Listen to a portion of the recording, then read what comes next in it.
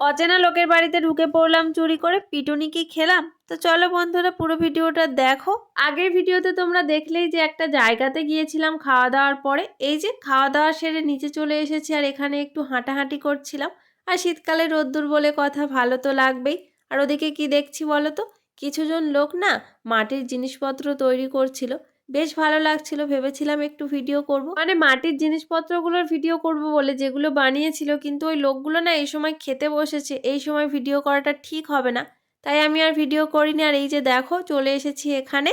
আমরা তো সবাই মিলে পা টিপে টিপে ঢুকছিলাম, ভয়ও করছিল যদি কেউ কিছু বলে।